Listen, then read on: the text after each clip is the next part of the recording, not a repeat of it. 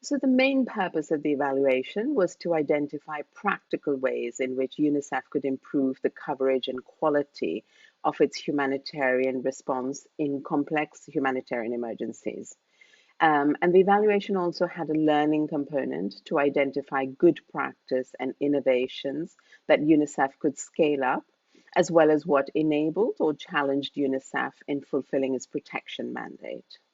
It's UNICEF headquarters that commissioned the evaluation, and it was because the agency had recognized the challenges of working in complex humanitarian emergencies, and it had introduced a number of initiatives. So, this evaluation was an opportunity to conduct a robust analysis of its programming across a variety of country contexts to understand the extent to which UNICEF was succeeding in reaching affected populations with high quality humanitarian assistance. So, the evaluation used a country case study approach to understand the coverage and quality of UNICEF's assistance across different contexts and to identify the factors that were shaping its humanitarian programming in a systematic way. So the evaluation had a pilot phase with one field mission to Nigeria and a couple of desk reviews, which were Ukraine and Pakistan, so very different contexts. But this really helped the team to test its methodology and data collection tools, and then to make modifications as needed before we went on to the main evaluation phase. And then in that main evaluation phase, we conducted another 4 field missions and 4 desk reviews. So we did a total of 11 case studies. Yes, I think the most important thing for us was that we designed an Excel tool to collect coverage data. So this listed 2 of UNICEF's core commitments for children and humanitarian action for each sector in which UNICEF works, like nutrition, WASH, child protection. Then we identified how the country office had adapted these commitments to the local context as indicators. Then, for each of the commitments or indicators, we recorded the number of people in need of assistance, the number that were targeted by the cluster, the number that was targeted by UNICEF, and then the number reached. And then the table also recorded the percentage of funding received for each sector against the amount requested so that we could see the link between funding and coverage if there was any. And then the team actually used this tool to track the data over 3 years for each case study country.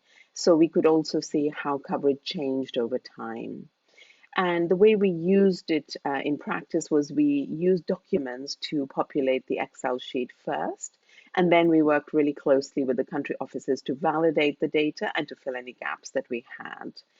Then the data table was used as the basis for qualitative interviews. And if people are interested in taking a look at this tool, it's included in the annexes to the evaluation report. I think the biggest lesson from the evaluation was that it's difficult to collect accurate data to calculate coverage. And this started with the number of people in need. So it was relatively straightforward to get numbers per sector from reports like the Humanitarian Needs Overview, but it was not always clear how comprehensive these numbers were or how they were calculated.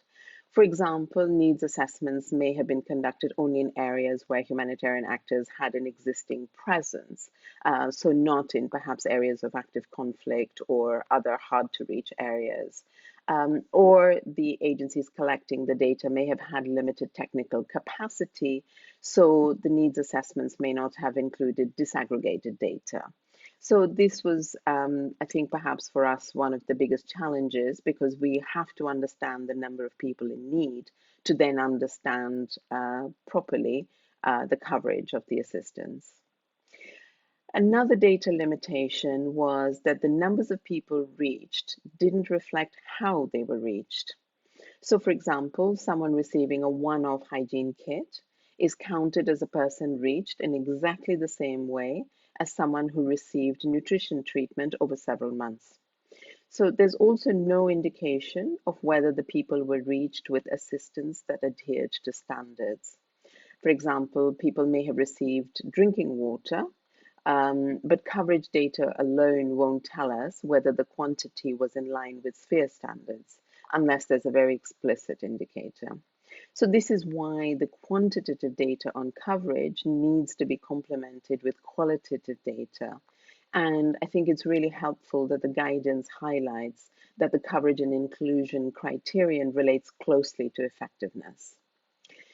Now, one major difficulty with the numbers was identifying the criteria used to decide how many people to target with assistance, both at the cluster level and at the individual agency level.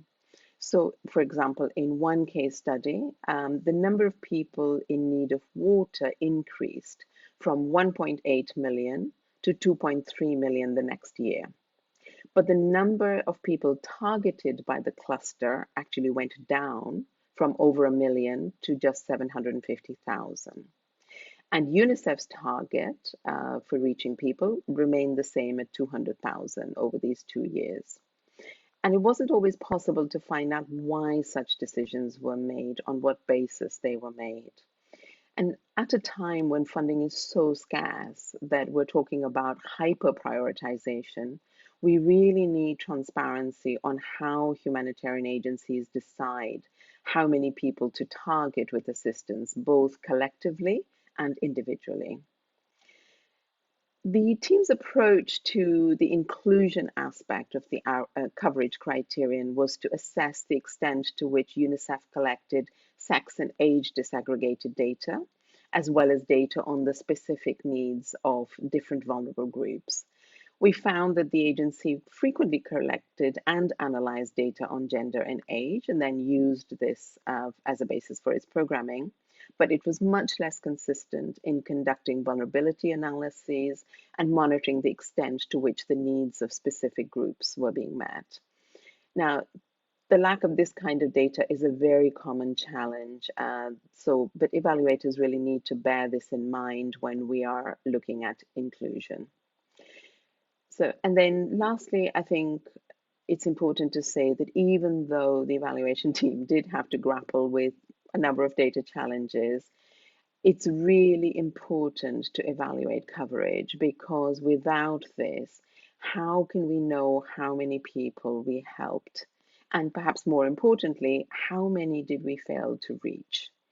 The humanitarian community has never been able to provide assistance to everybody in need, but we never talk about what happens to those we can't assist.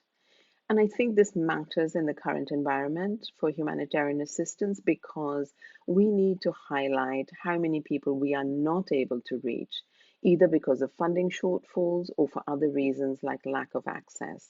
Then we can hold those who are responsible to account. And we also have the evidence we need to advocate for better coverage.